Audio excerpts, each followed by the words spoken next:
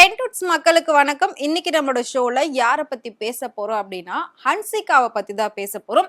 ஹன்சிகாவை பத்தி ஒரு ஷாக்கிங்கான இன்ஃபர்மேஷன் தான் வந்திருக்கு. அதை பத்தி தான் இப்ப நம்ம ஃபுல்லா பார்க்க போறோம். வாங்க பார்க்கலாம். ஹன்சிகா மோத்வானி நம்ம எல்லாருக்குமே ரொம்ப பிடிச்ச கியூட்டான ஒரு நடிகையா இருந்தவங்க தான். ஸோ எந்த அளவுக்கு அவங்க ஒரு உச்சத்துக்கு போனாங்களோ அதே வேகத்துல பாத்தீங்கன்னா அப்படியே கீழே இறங்கிட்டாங்க அப்படின்னே சொல்லலாம். ஸோ எல்லா நடிகர்கள் கூடமே வந்து சேர்ந்து நடிச்சிருந்தாங்க. அது மட்டும் இல்லாம தமிழ், ஹிந்தி, தெலுங்கு, மலையாளம் அப்படின்னு சொல்லி எல்லா லாங்குவேஜ்லயும் பயங்கர பிஸியா இருந்தாங்க. திடீர்னு பாத்தீங்கன்னா அவங்க அப்படியே வந்துட்டு 2022ல வந்துட்டு மேரேஜ் பண்ணிட்டாங்க. இவங்க எப்படி மேரேஜ் பண்ணுவாங்க, இவங்களும் இன்னும் பல காலத்துக்கு நடிச்சுக்கிட்டே இருப்பாங்க அப்படின்னு சொல்லி அவங்களோட ரசிகர்கள் எல்லாருமே எதிர்பார்த்துக்கிட்டு இருந்தாங்க. ஆனா பாத்தீங்கன்னா வரும்போது கிட்டத்தட்ட ஒரு சின்ன தம்பி குஷ்பு லெவல்ல வந்தாங்க. அதுக்கப்புறம் அப்படியே வந்து உடம்ப குறைக்கிறேன் அப்படின்னு சொல்லிட்டு ரொம்ப லீன் ஆகி அப்படியே ஒரு பேபி டால் மாதிரி மாறினாங்க. பட் அது அவங்களுக்கு ஒர்க் அவுட்டே ஆகல அப்படின்னே சொல்லலாம். ஏன்னா அதுக்கப்புறம் தான் அவங்களுக்கு பட வாய்ப்புகளே ரொம்ப குறைய ஆரம்பிச்சது.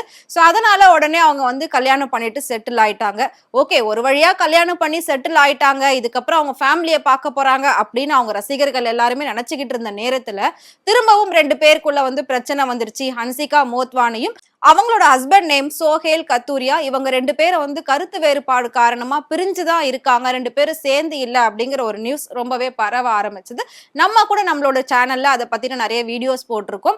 அதுக்கப்புறம் ரெண்டு பேருக்கும் டிவோர்ஸ் ஆக போகுது, கன்ஃபார்மா டிவோர்ஸ் ஆக போகுது. ஏற்கனவே ஃபேமிலிக்குள்ள நிறைய ப்ராப்ளம்ஸ் இருக்கு. அது மட்டும் இல்லாம ஹன்சிகாவால வந்துட்டு கத்தூரியாவோட ஃபேமிலிக்குள்ள அடாப்ட் ஆக முடியல, அவங்களோட கல்ச்சருக்கு இவங்களால மாற முடியல அப்படின்னு சொல்லி நிறைய வதந்திகள் பரவிக்கிட்டே இருந்தது. சோ இதுக்கும் அவங்க எல்லாருமே வந்து ரொம்ப சைலண்டா தான் இருந்தாங்க. இது சம்பந்தப்பட்ட ஹன்சிகாவும் சரி, அவங்களோட ஹஸ்பண்டும் சரி, வாயை திறந்து எந்த ஒரு பதிலுமே சொல்லல. சோ அவங்க எல்லாருமே கண்டென்ட்டுக்காக நிறைய விஷயங்கள் பேசினாங்க. பட் உண்மையிலே ஹன்சிகாவும் அவங்களோட ஹஸ்பண்டும் பிரிஞ்சுதான் இருக்காங்க. இவங்களுக்கு டிவோர்ஸும் ஆக போகுது. இதை பார்த்த நிறைய பேர் என்ன சொல்லியிருந்தாங்க அப்படின்னா, ஹன்சிகா கல்யாணம் பண்ணது ஆல்ரெடி கல்யாணம் ஆனவரை தான், அது மட்டும் இல்லாம அவங்க ஹஸ்பண்டோட ஃப்ரெண்டு தான் இவரு. சோ அவங்க டிவோர்ஸ் பண்ணதுக்கு அப்புறம் தான் இவங்களை கல்யாணம் பண்ணிக்கிட்டாரு. ஒரு பொண்ணோட சாபம், ஒரு பொண்ணோட கண்ணீர் எப்படி சும்மா விடும் அப்படின்னு சொல்லி நிறைய பேர் வந்து பேசிக்கிட்டு இருந்தாங்க.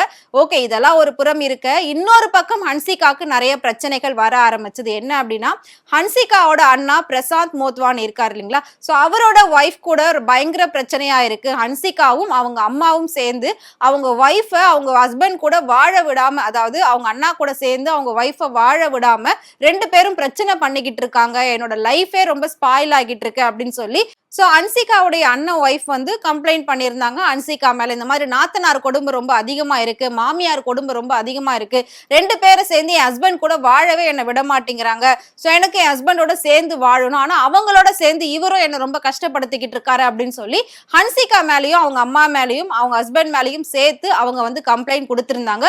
இந்த விஷயம் ரொம்ப வைரலா பேசப்பட்டது. ஹன்சிகா இவ்வளவு மோசமானவங்களா, எவ்வளவு கியூட்டா நடிப்பாங்க, எவ்வளவு ஒரு நல்ல நடிகைன்னு பேர் வாங்கினாங்க, ஆனா அவங்க ரியல் லைஃப்ல இப்படி இருக்காங்களே, நாத்தனார் கொடுமைலாம் பண்றாங்களே ஒரு பொண்ணு.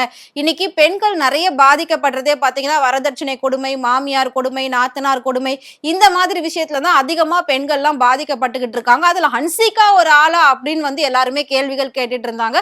அதுக்கேத்த மாதிரி இந்த விஷயம் அப்படியே வந்து ஆஃப் பண்ற மாதிரி எந்த ஒரு பதிலுமே ஹன்சிகா சொல்லாம ஃபீல்டுக்குள்ளேயே வராம ரொம்ப சைலண்டா இருந்தாங்க.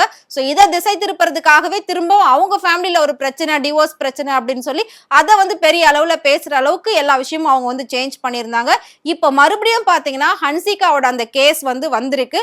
கூடிய சீக்கிரம் ஹன்சிகாவை கைது பண்றதுக்கு போலீஸ் ரெடியா இருக்கு அப்படின்னு வந்து சொல்லியிருக்காங்க.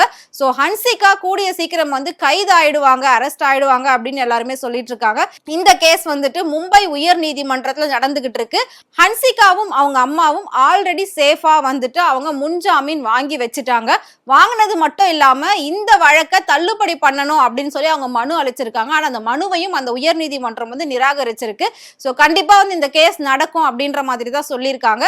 இப்போ அந்த கேஸ் மறுபடியும் விசாரணைக்கு வரப்போகுது அப்படின்ற ஒரு நியூஸ் வந்திருக்கு. அந்த கேஸ் மட்டும் விசாரணைக்கு வந்து ஹன்சிகாவுடைய அண்ணா ஒய்ஃப் எல்லா ப்ரூஃபையும் வந்து கொடுக்கறதுக்கு ரெடியா இருக்காங்களாம். அது மட்டும் இல்லாம அந்த உயர் நீதிமன்ற நீதிபதி ஹன்சிகாக்கு என்ன சொல்லியிருக்காரு அப்படின்னா, உங்களோட தரப்பு வாதங்களையும் உங்களோட தரப்பு குற்றப்பத்திரிகையும் கூடிய சீக்கிரம் நீதிமன்றத்துல நீங்க ஒப்படைக்கணும் அப்படின்னு சொல்லியிருக்காங்க. சோ எந்த ஒரு விஷயத்தையும் இது வரைக்கும் நீதிமன்றத்துல போயிட்டு அவங்க கொடுக்காம பேசாம இருக்காங்க. அப்போ என்ன ஆகுது அப்படின்னா, மொத்த தப்பும் ஹன்சிகா மேலேயும் அவங்க அம்மா மேலதான் இருக்கு, மாமியார் கொடுமை, நாத்தனார் கொடுமை அந்த பொண்ணுக்கு நடந்திருக்கு அப்படின்னு சொல்லியிருக்காங்க.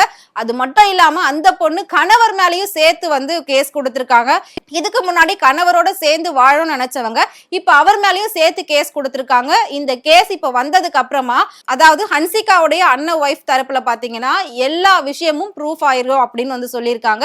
சோ எல்லாத்துக்குமே ஒரு கரெக்டான ஆதாரம் அவங்க வச்சிருக்காங்க. அந்த ஆதாரத்தை எல்லாத்தையும் உயர் நீதிமன்றத்துல கொடுத்தாங்க அப்படின்னா ஹன்சிகாவுக்கும் அவங்க அம்மாவுக்கும் அவங்க அண்ணனுக்கும் கண்டிப்பா ஜெயில் வந்து கன்ஃபார்ம் அப்படின்னு சொல்லியிருக்காங்க.